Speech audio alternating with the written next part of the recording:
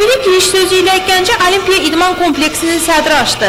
Olimpiya Komitəsinin yarandığı gündən bu vaxtadək əldə olunan nailiyyətlərdən və beynəlxalq yarışlarda qazanılan qələbələrdən söhbət açdı. Bildirdi ki, son 2-3 ildə təkcə Gəncə idmançıları dünya və Avropa çempionatlarında 40 qızıl, 60-dan çox gümüş və bürünc medal qazanıblar. Bugün Respublikamızda 15 mindən artıq gənc idmanla məşğul olur.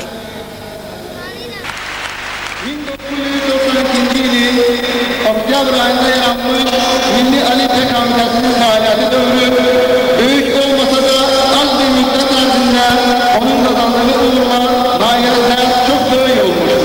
Həmin dövrdən başlayarak idmançılara diqqət və qayğı günü-gündən yüksəlmiş, bu sahədə nailiyyətlərin və uğurların sayı artmış, Olimpiya hərəkatı... Sonra ayrı-ayrı idman növləri üzrə oyunlar nümayiş etdirildi. Tədbir iştirakçılarının adından Milli Olimpiya Komitəsinin prezidentinə göndəriləcək təbrik məktubu oxundu. Tədbirin sonunda şəhər İncəsənət və Musiqi məktəblərinin tələbələri yubiley münasibəti ilə konsert verdi. Xalidə Babayeva, Fərux Qafarov, Xəbər Plus.